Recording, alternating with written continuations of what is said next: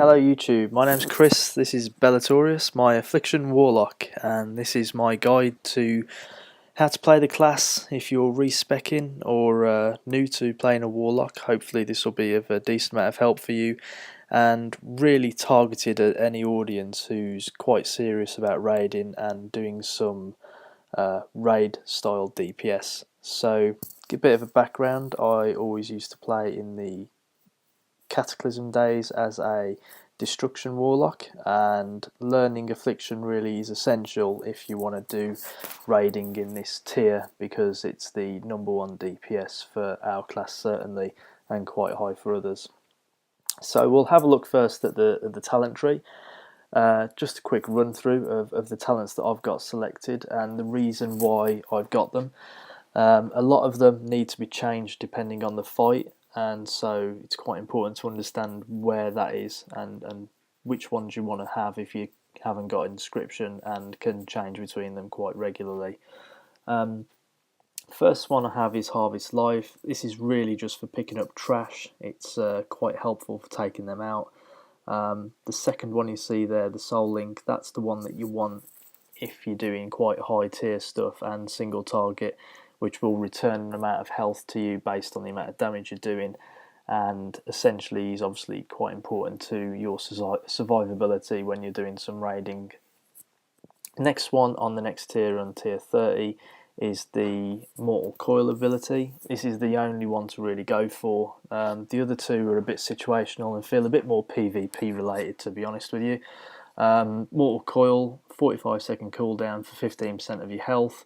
Towards the end of a fight, you're going to get great survivability and stay up and be the last DPS who's going to take down all of those bosses and really be a hero for the raid. Next one along on the tier 45, I have Dark Bargain. This again is the only choice for me. It's a great ability, quite often used in PvP, I'd imagine as well, whereby you're going to be able to click this button, survive. It'll make it through a berserk phase of the fight as well. If you get down to Garrelon and everybody's dying around you, it's a great thing to be able to have this baby just as the berserk's about to drop, and you will survive it. You'll do that bit of DPS and you'll take him down and you'll be a superstar. The next one I've got on tier 60 is Burning Rush. Only real use for this is when you want to get somewhere fast. So an example might be the Elegon fight. If you've got a orb that you've got to take down on the far side of the circle, then this is the ability you want. You're going to get there a bit faster, you're going to get straight onto your target, reset your stacks, etc. The other ability that I sometimes select is Unbound Will, and this is really quite helpful when you're doing a fight such as the Windlord with the Amber Traps, or the Terrace of the End of String, the Protectors with the Lightning Prison, anything where you need to get out of an ensnare or any sort of trap, and it will really help you get out of it, help the raid by not having to dispel you or free you. Next on the list is the only option, it's Grimoire of Sacrifice. This is the only option, it's great and adds a massive amount of DPS. Last, Killjanden's Cunning, which is really important for being able to keep moving and will really mean that you're not being affected by any sort of movement in fights, because you'll be able to maintain your dots, maintain your Malefic Grasps and keep going, which is essential for a lot of fights. Next, with the glyphs, there's only really 3 options.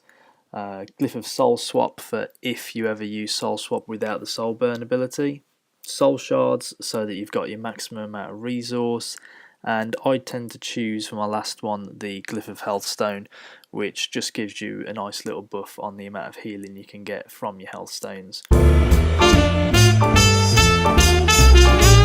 we're going to talk a bit more about our Reforged strategy and what our stat priorities are for Affliction Warlocks.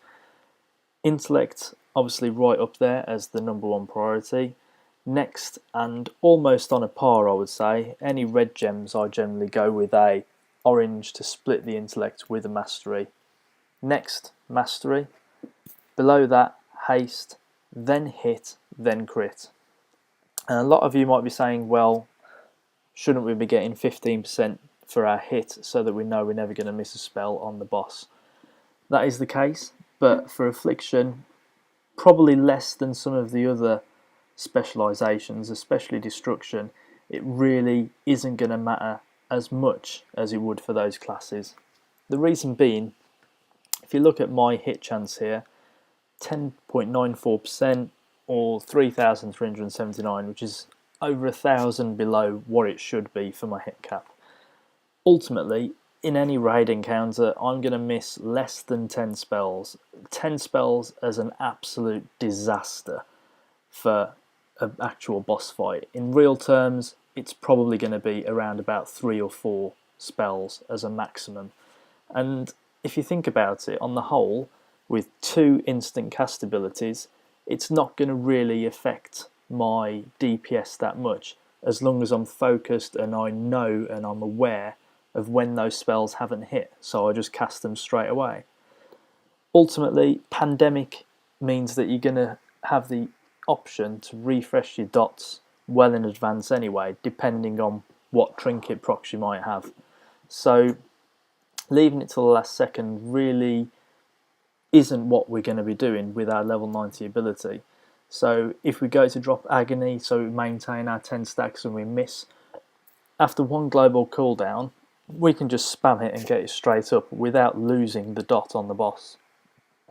In real terms, you're much better off and you'll pull a lot more DPS by having reforged out of hit and into haste and into mastery.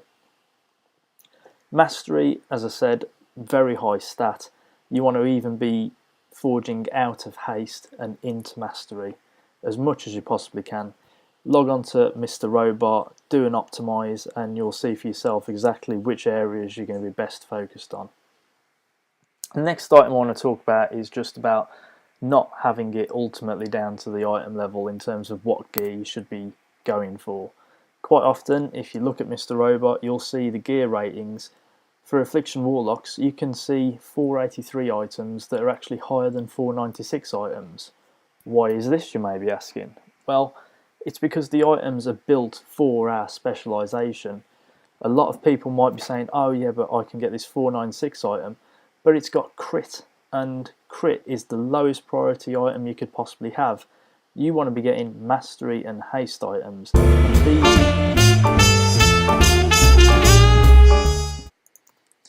So we're going to do some DPS on this raiding dummy here. Opener, Dark Soul, Soulburn Soul Swap, Haunt, Malefic Grasp. Wait for your trinket procs, then do another Soulburn Soul Swap.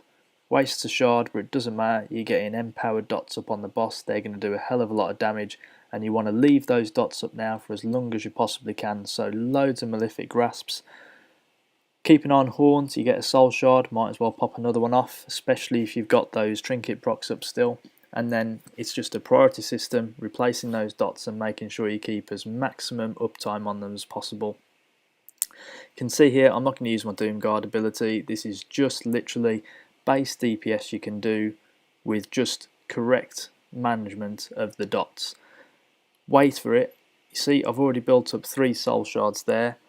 Waiting around, dropping off Haunts whenever you can, Malefic Grasp, and then wait for these trinket procs. As and when they come up, both of them back again now, so I know, right, I've got my maximum DPS dots available to me.